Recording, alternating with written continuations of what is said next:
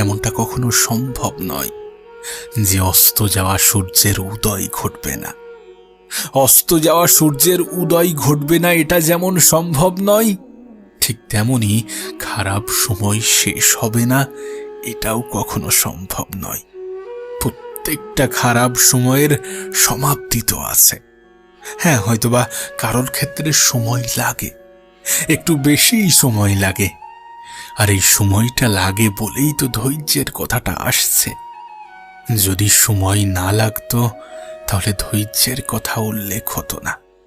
তুমি এ বিষয়ে বিশ্বাস করো কিনা আমি জানি না, কিন্তু দ্রুত পাওয়া জিনিস দ্রুত হারিয়ে যায়। যে জিনিস পেতে যত বেশি সময় লাগে সেই জিনিস তত বেশি দীর্ঘস্থায়ী হয়। যদি তোমার সুখ আসতে সময় লাগে তাহলে বিশ্বাস করো এ সুখ অনেক বেশি দীর্ঘস্থায়ী হবে। যদি খারাপ সময় অতিবাহিত হতে সময় লাগে তাহলে বিশ্বাস করো ভালো সময় অনেকক্ষণ ধরে থাকবে। আমাদের মধ্যে একটা ভ্রান্ত ধারণা আছে যে খারাপ সময় শুধু হয়তো বা আমার ক্ষেত্রেই আসে। আমরা বলি না, অনেক কঠিন সময়ে, অনেক কষ্টের সময় আমরা বলি যে আমার সাথেই কেন, আমিই বা কেন, আমার সাথেই কেন এত খারাপ জিনিস ঘটে, আমার জীবনেই কেন এত বাধা আসে।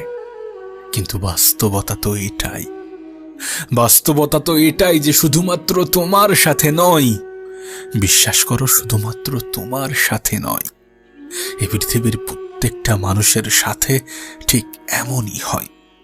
কারোর ক্ষেত্রে একটু আগে, কারোর ক্ষেত্রে একটু পরে। এটা তো জীবনেরই একটা অংশ। এটাকে কিভাবে অস্বীকার করা যায়? জীবনের গ্রাফটা কেমন জানো? অনেকটা ওই ইসিজির হার্টবিটের গ্রাফের মতো।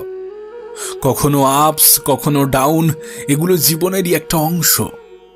তুমি দেখবে কোনো ব্যক্তির জীবনের গ্রাফটা যদি একই সরল রেখায় চলে তখন তাকে মৃত বলে ঘোষণা করা হয়। হে পৃথিবীবাসী, তখন তাকে মৃত বলে ঘোষণা দেয়। বাস্তব জীবনের ক্ষেত্রেও ঠিক এমনই। যখন জীবনে কোনো ওঠানামা থাকে না, যখন জীবনটা একই সরল রেখায় চলে, যখন জীবনে কোনো সমস্যা থাকে না, তখন সেই জীবন মূল্যহীন হয়ে পড়ে। একটা মানুষের জীবনের সমস্যা থাকবে না এটা কখনো হতে পারে না। একটা মানুষের জীবনে বাধা আসবে না এটা কখনো সম্ভব নয়। আর যদি কোনো ব্যক্তির জীবনে কোনো বাধা না আসে, কোনো সমস্যা না আসে, তাহলে সেই ব্যক্তি একজন মৃত মানুষের সমান। কারণ একমাত্র মৃত ব্যক্তির জীবনেই কোনো সমস্যা থাকে না। জীবিত ব্যক্তির জীবনে সমস্যা থাকবে এই বিষয়ে কোনো সন্দেহ নেই। আসলে সমস্যা ছাড়া জীবন হয় না। আর নিঃসন্দেহে সমস্যা থাকলে সমাধানও থাকে। এই সমাধানটা সাধারণত তারাই খুঁজে পায় যাদের ধৈর্য ধরার মতো ক্ষমতা আছে, যারা ধৈর্য ধারণ করার ক্ষমতা রাখে। তাই তো তোমাকে বলি, একটু ধৈর্য ধরো, একটু ধৈর্য ধরো, কারণ সময় পরিবর্তনশীল, পরিস্থিতি পরিবর্তনশীল। একটু অপেক্ষা তো করো, একটু পজিটিভ চিন্তা ভাবনা তো রাখো। মন থেকে হেরে যেও না, মন থেকে দুর্বল হয়ে পড়ো না। মনের দুর্বলতা অনেক বড় দুর্বলতা। আসলে আমরা এটা ভুলে যাই যে পৃথিবীর পরিচালক কারোর উপরে এমন কিছু চাপিয়ে দেন না যেটা সে টানতে পারবে না, যেটা সে গ্রহণ করতে পারবে না, যেটা সে নিতে পারবে না, এমন কিছু চাপিয়ে দেন না। আমরা ভুলে যাই যে আমাদের ক্ষেত্রেও এর ব্যতিক্রম কিছু হবে না। আমাদের জীবনে যে সমস্যাগুলো আছে আমরা নিশ্চয়ই সেগুলো সমাধান করার ক্ষমতা রাখি। আর যদি না রাখতাম তাহলে এই সমস্যা উপরওয়ালা আমাদের জীবনে দিতেন না। আর যদি বিষয়টা এমনই হয় তাহলে নিজের উপরে কেন এত সন্দেহ করো? তাহলে নিজের উপরে কেন এত ডাউট করো? আবারও বলছি, সময়টা খারাপ, জীবনটা নয়। সময়টা খারাপ আর সময় পরিবর্তনশীল, যে কোনো সময়ই পরিবর্তনশীল। সেটা হোক ভালো সময় বা খারাপ সময়। এমনটা নয় যে কোনো ব্যক্তি ভালো আছে মানে তার জীবনে খারাপ সময় আসবে না। এটা অ্যাকসেপ্ট করা প্রয়োজন যে ভালো সময় এসছে মানে খারাপ সময়ও আসবে। আর এটাও অ্যাকসেপ্ট করা প্রয়োজন যে খারাপ সময় এসছে মানে ভালো সময় আসবে। কারণ জীবনটা তো এমনই, জীবনের গ্রাফটা তো এমনই। কখনো উপরে যাবে তো কখনো নিচে আসবে, কখনো সুখে থাকবে তো কখনো দুঃখে থাকবে, কখনো সফল হবে তো কখনো বিফল হবে। এই সমস্ত কিছু তো জীবনেরই অংশ।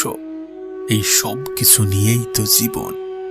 একটা কথা মনে রেখো, তোমার জীবনের লেখক তুমি নিজেই।